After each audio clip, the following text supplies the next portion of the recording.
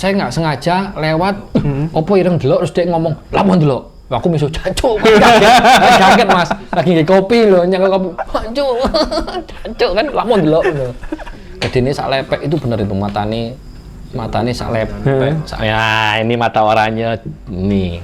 Saderenge nglajengaken mirsani video sak jangkepipun kula aturi kapurih nutul tombol subscribe supados boten ketinggalan video salajengipun. Kagem kemanfaatan video menika monggo dipun like, komen lan ugi share. Mugi panjenengan sedaya pinaringan seger waras, bejo donya bejo akhirat, rahayu rahayu rahayu sagung dumadi. Ingin bertanya seputar cara membuka mata batin. Terus yang kedua, bagaimana mata batin yang telah terbuka. Yang ketiga, membaca petunjuk alam. Mas Gadok kayak menjelaskan titik tentang membaca petunjuk alam.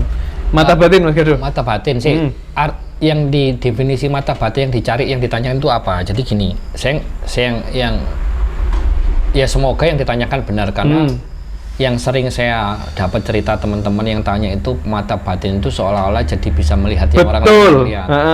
Pengen roh iki. Pengen roh tuyul, babi ngepet. Kalau cuma pengen lihat, jadi gini, ini saya nggak ngajarin jelek, tapi jangan dilakukan. Tapi memang kita dari gawan bayi ora iso, ora usah bingung. Ning oknum dukun njaluk jin templeke moto irung, lambe iso ndeleng Mas. Cepet. Ning dosa tanggung dhewe. Itu cepat bisa ngelihat. Jadi kalau oknum dukun yang pengen buka, dibuka aura, buka mata batin. Jin templek nih blek moto ini sama nih iso ndelok. Templek nih ireng iso mambu. Ngelis itu paket hemat. Cepet itu. Wis ning jangan tanya baiknya ya. Itu jelek pasti. Tapi kalau ngomong mata batin, kalau kita ngomong mata batin kan ngomongin proses spiritual. Lah wong wis nyampe spiritual, saya pun belum sampai sana ya, masih proses. Ora ini ngopo-opo bleng ya. Kosong kelompok to wis pengen ini training to akhirnya. Ya wis opo yang dibuka sing buka ya akhirnya mung katanya. Akhirnya ketemu, oh sejatinya jeneng kuwi sapa? Apa yo gaduh. Apa sejatinya aku lanang? Apa sejatinya kerjaan kuwi kontraktor? Itu dicari. Itu mesti proses mata batin itu kan proses untuk menemukan jati diri. Sejatinya kita.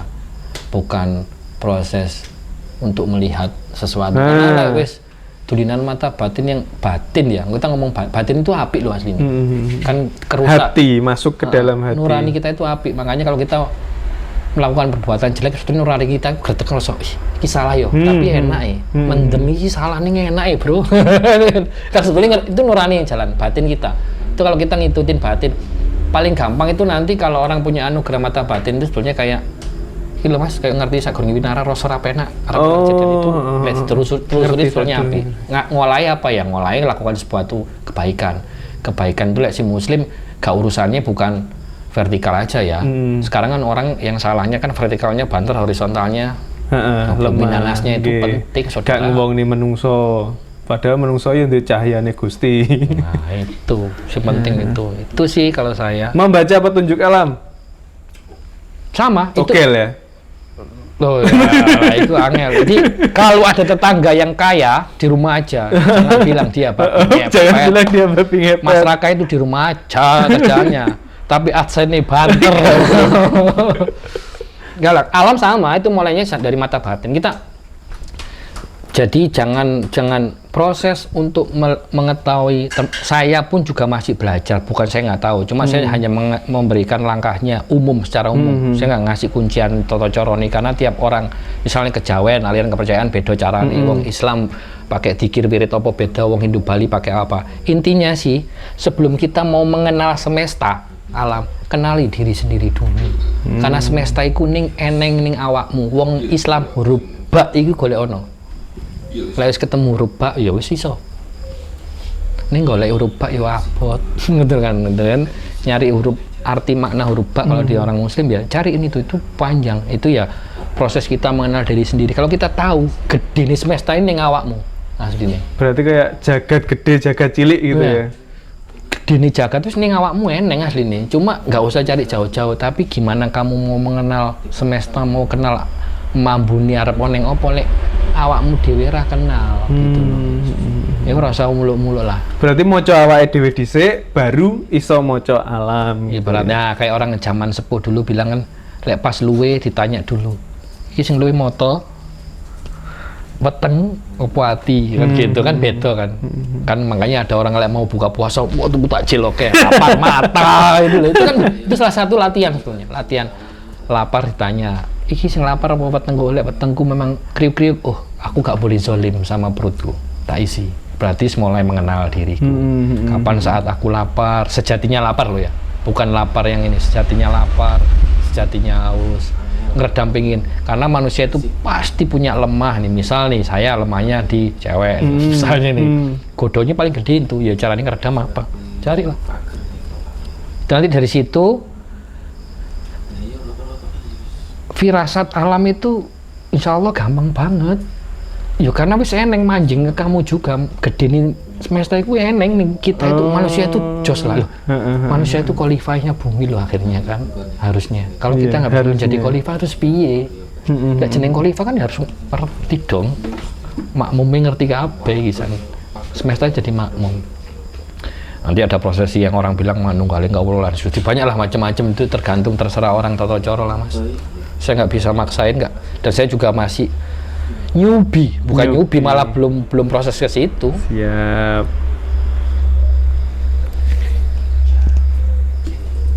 Bentar, ini Mas Gado. Nah, ini tentang fenomena alam Mas Gado akhirnya Mas Gado.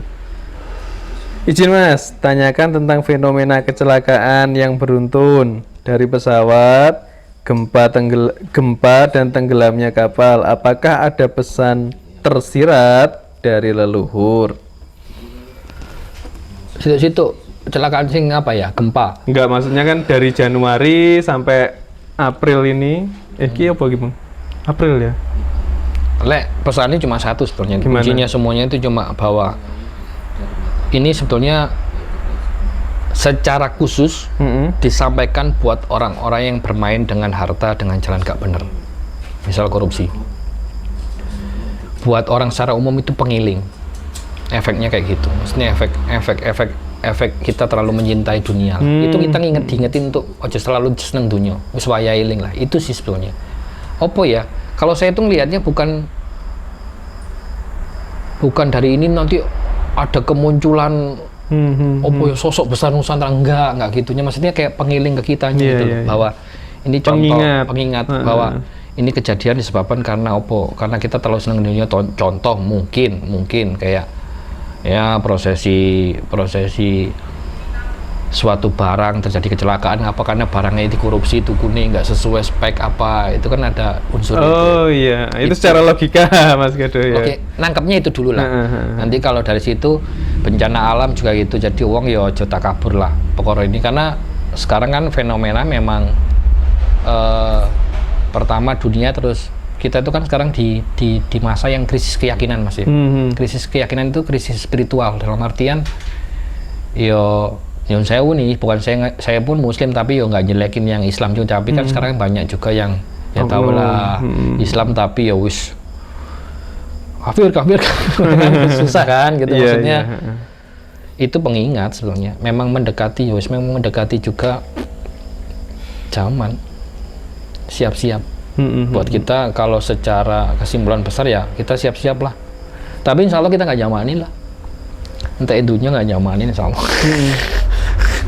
Tapi kesana anak-anak siap-siap. Tapi itulah saya. Jadi jangan tanya. Mungkin saya nggak paham. Saya nggak tahu kalau dari sini nanti akan muncul tokoh apa nggak tahu. Nggak tahu. Kalau saya ngelihatnya itulah. Buat pengiling diri sendiri. Siap. Assalamualaikum. Waalaikumsalam. Mohon ditanyakan ke Mas Gado tata cara ziarah ke makam para leluhur. Monggo Mas Gado, karena jenengan kan pernah di makam lama ya, bukan dimakamkan tapi. Ini maksudnya apa? Makam leluhur. Tata cara ziarah ke makam leluhur. Wah gampang. Gimana? Tawasul lah, leluhurmu loh. Jadi kalau buat teman-teman yang beragama Islam khususnya, ya tawasul lah, diurut. Dari mulai Kanjeng Nabi dan mengisar ambil ahli kuburmu dientekno habisin, tapi kalau masih ada orang tua terakhir fatahin diri sendiri. Tapi kalau orang tua jangan ahli kubur karena belum meninggal. Ya belum. Orang tua tetap kirimin Fatihah kan, Fatihah itu bagus kan. Ke diri kita sendiri karena ada Nur Muhammad di kita kan, ke Fatihah itu nanti Arab ngomong apa aku lali. Itu nanti salah satu riyadhah harian. Soalnya amalannya panjang. Ada. Ini karena saya juga dapat. Saya buktiin ada amalannya panjang. Nanti dapatnya itu hasilnya itu kayak sesuatu yang bukan yang kita inginkan, tapi itu yang baik untuk kita. Tapi nggak enak. Contohnya saya cerita nih ya. Saya di titik kayak ke tempat-tempat leluhur itu prosesnya juga pengen tahu kebesaran leluhur, tapi kan selalu saya selalu ke tempat-tempat biar kita nggak salah itu, saya ke tempat-tempat itu saya selalu berdoa cuma satu, bahasa Indonesianya aja, ya Tuhan, saya mintakan yang ada di sini semua leluhur ahli kubur segala macam ini, semua kebaikannya itu kamu terima dan kamu tularkan kebaikan mereka, kelebihan kebaikan ya ke diri saya, tapi kejelekannya jangan. Selalu itu doa saya. Bukan saya nggak minta ke tempat itu, enggak. Saya minta selalu tetap kepada Tuhan. Ya, tapi selalu mintanya kasarannya gampang, saya ngomong api wong iki biyen kayak no aku kabeh. Api yang menurutmu baik loh, kasih ke saya semua, jelekke buaan. Termasuk jelekku buaan bisa. Buaan bisa. Nah, mesti gitu. Kemlo walet ngongkon Tuhan. Kan jaluknya api kan, iso api mbuh dituruti orang enggak. Terus di situ nanti ada prosesi namanya, kalau orang Muslim namanya riyadhah, adalah wiridan yang panjang segala macam. Itu saya buktiin waktu itu karena saya ada prosesi ke tempat-tempat kayak gitu. Itu selain nguri-nguri budaya, saya juga ada kayak sok-sokan pingin ini loh mas, sok-sokan pingin membuka sejarah, bukan malah waktu itu saya ke situ tuh agak melenceng niatnya itu dalam artian ya mungkin ya pengen ini ya, karena pengen ini kita punya nafsu, saya pengen yang sok-sokan. Aku kan banyak punya cicilan, punya ini apa, pengen yang sok-sokan gak riba itu loh. Ya wis, dari saya tempat-tempat saya keliling ke tempat-tempat itu, saya cuma ya bagi saya tempat itu kan enak buat tenang, meditasi buat berdoa atau saya jalani itu dijawab kontan 40 hari. Cuma jawabannya nggak enak. Gimana? Saya di PHK. Tapi jumlah pesangonnya itu menutupi semua riba, selisih 4.000 perak. Wih, keren. Enak nggak? Kalau aku boleh mulai kan dilunasi, ning di PHK dong. Itu loh. Maksudnya kadang-kadang nanti jawabannya itu sesuatu yang tidak kita duga-duga dan tidak enak.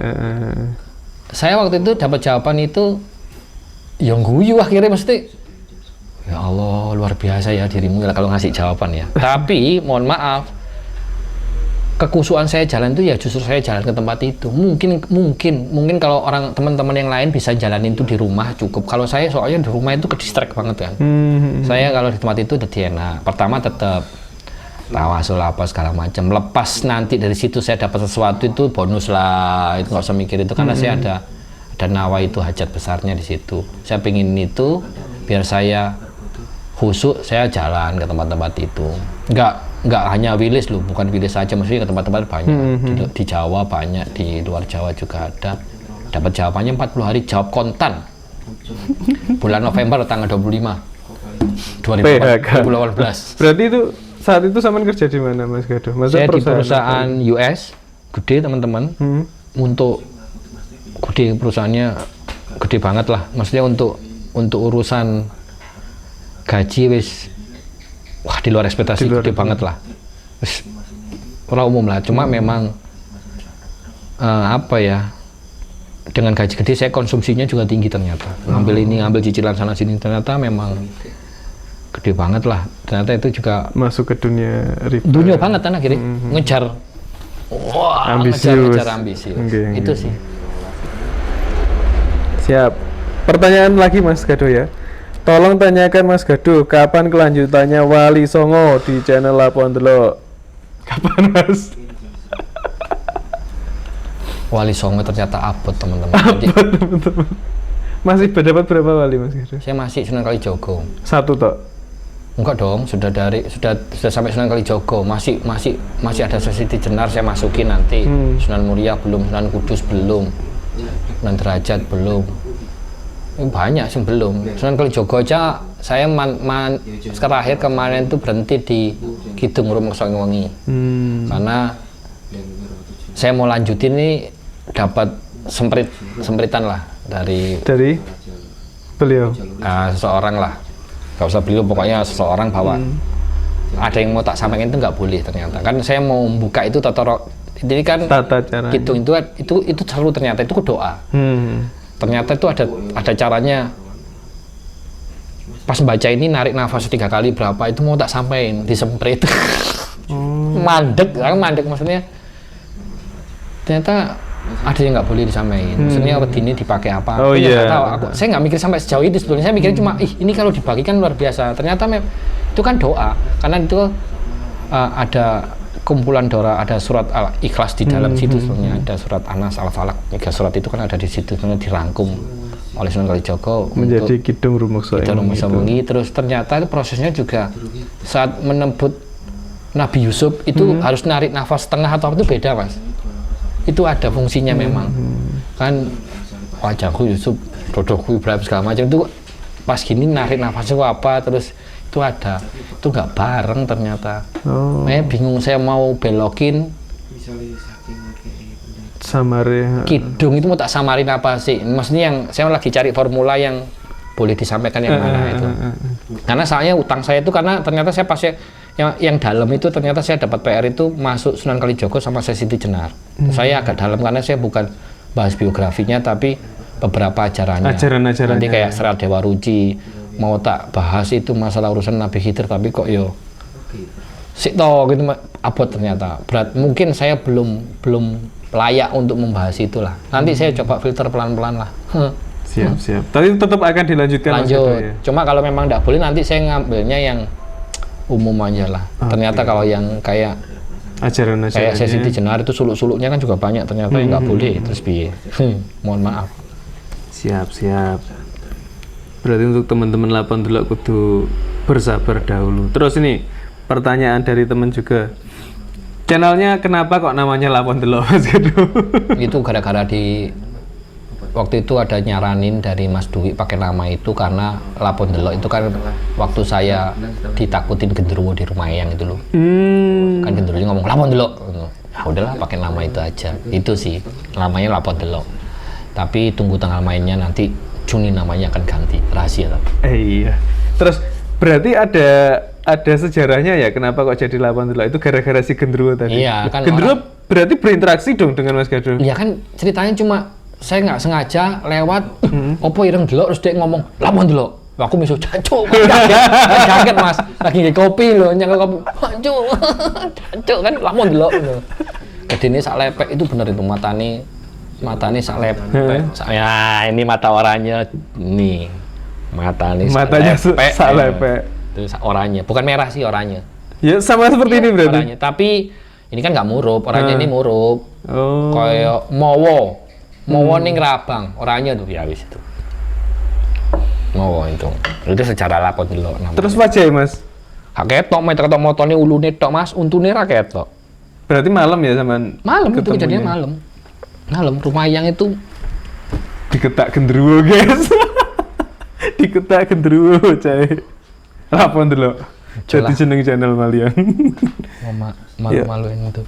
Mas Raka, tolong tanyakan cara pribadi kita berkomunikasi atau meminta suatu jawaban dari leluhur, mengenal hal apapun dengan cara satu arah maupun 2 arah.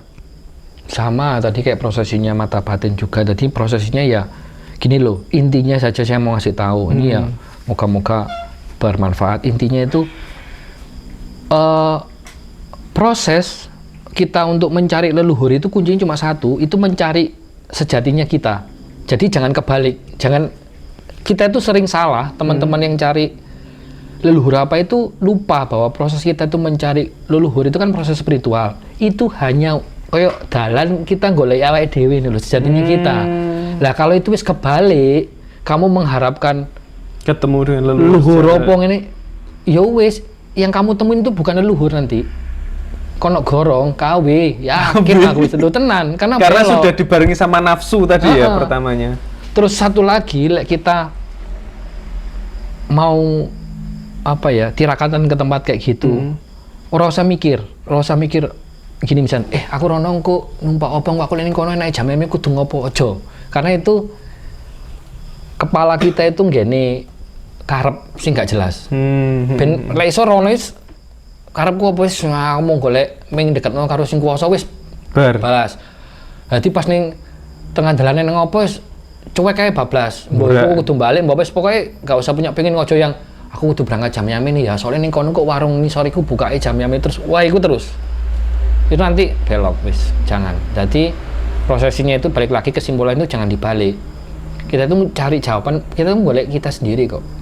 Masalah nanti ketemunya itu jawabannya itu diincrit-incrit, ya itu prosesi, nggak ada sing instan. Jangan dibalik juga terus kita itu goleki leluhur, ben kita nyari besar leluhur, enggak. Kita itu nyari kesana itu mau siapa tahu ada biografi beliau-beliau ini sing apik iso mbok tiru. Mereka beliau-beliau ini juga prosesnya kayak kita. Podo dong. Sama prosesi gak langsung apik kan. Proses ya ikut tiruan prosesi. Sama berarti mereka beliau-beliau itu juga ketemu untuk mencari jati dirinya sendiri, mengenal dirinya sejati. Sama kita pun kayak gitu. Jadi nawaitunya dibenerin dulu. Dan nawaitunya benar insya Allah itu gini Mas.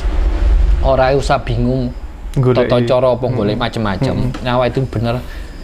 Insya Allah sampean ke satu tempat pun nanti ono prosesnya gini loh, misalkan jenengan sampean ke rumah saya, anggap aja ini patilah nonton tempat, nyawa itunya jelas duduk di situ, nanti sekali dua kali akhirnya nemu kunciane, nemu ijazah segala macam jawaban, sampean sudah oke, prosesmu sekarang di sini cukup, kamu lanjut rono. Ini urung ketemu jawaban nih sampean kudu melayu ning ndi? Melayu ning misal ning Bali. Jalan sana. Nanti sana sampean ketemu, bukan jawabannya tapi kayak bariki kamu kudu melayu rono, itu prosesmu. Bukan kita proses ketemu leluhurnya yang dicari gitu loh. Leluhur itu kayak ya mungkin menyampaikan bukan menyampaikan toto coro juga sih menurut saya. Kayak kita itu niatnya menggak iki mau nabok ini loh, ben kenceng gitu loh, tangtung. Jadi awakmu cik reget misal nih membimbing gitu nih. Membimbing enggak juga sih Mas. Maksudnya kayak dia itu kita mendampingi apa ya? Kayak berusaha misal nih kayak aku seneng dunia, paling gini aku kudu mlayu rono ning kono spesialis memang untuk melunturkan kedunian. Harta lah. Berarti nanti pas kita nafsu harta itu rotok mudun.